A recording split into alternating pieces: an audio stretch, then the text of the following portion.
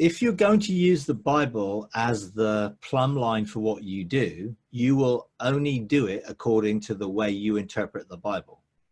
And whatever stream you're part of or whatever history you've got will determine how you view the Bible saying certain things, and therefore that will dictate according to your understanding of it.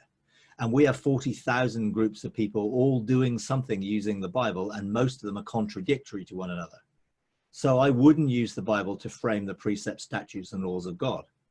And when it comes up to say, hey, the 12 laws of Jerusalem, the 12 laws of Zion, and all that stuff, which Ian Clayton was talking about years ago, yeah, then it becomes very prescriptive to, well, here's the 12 laws, and here's my understanding of those laws, and this is what this means. Rather than, this is a living thing. These are living aspects of God's character, nature, and heart, that when I'm heart to heart with him, they inspire me, motivate me, and enable me to function according to those principles without them being a law that I have to comply with into the letter or else. And if our view of God, particularly the Old Testament God, is, well, he's to be feared, and if you get it wrong, he's going to come down on you, that creates a fear dynamic, which is definitely not within the principles that God wants us to function in relationally. And, you know, I mean, I've just done a couple of sessions on this subject, actually, in terms of how do we view and interpret the Old Testament using Jesus and the lens of love rather than what it says. Because so many things are attributed to God. We got to understand the Old Testament is not a Christian book. We think it's in our Bible, therefore it's a Christian book. It was not. It was written by a whole load of Hebrew people who had no idea of the New Testament God. And therefore, they didn't actually discern or understand the difference between God and Satan. And in Jewish tradition, Satan is God's right-hand man, outworking all the dirty things that God didn't want to do himself. That's actually how they view it, which is totally wrong. You know, they don't see Satan as a rebellious fallen angel. They see him as an angel that God assigned to do all this stuff. So when God said this, I want you to do this, actually, most of the time that was actually the accuser saying that. They cannot differentiate between God's voice, the enemy's voice, between God's character, the enemy. They really can't. And we've adopted that whole book and what it says without critically using the lens of the New Testament and love to redefine it.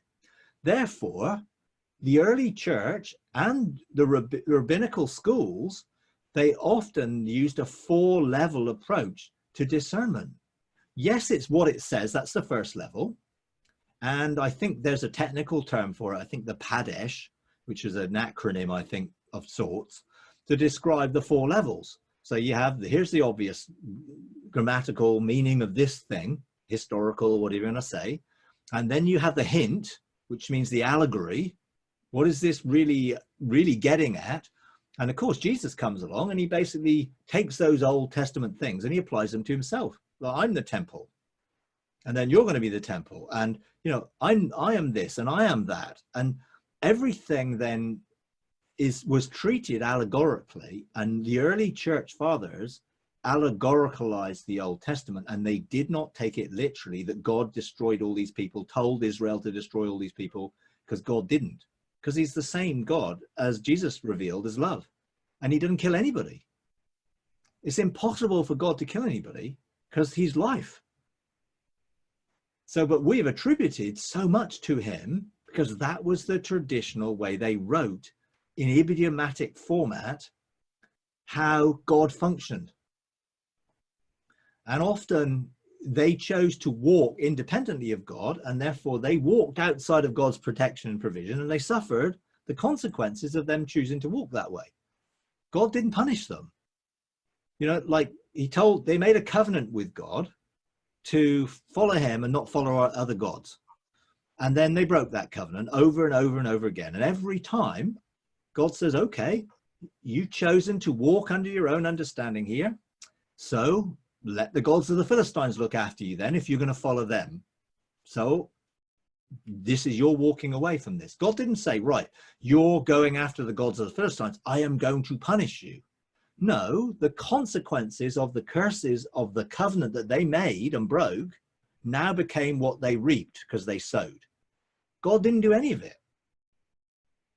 But it's attributed to him because that's the way the Old Testament was written. And a lot of what was said by God was not actually what he said. And if you take the meaning of it underneath, then you'll see that this is all consistent. But actually, if you want to take it literally, then you're going to believe in a God who commits genocide and destroys men, women, and children, irrespective of what they've done. And he does all these terrible things, and actually he doesn't.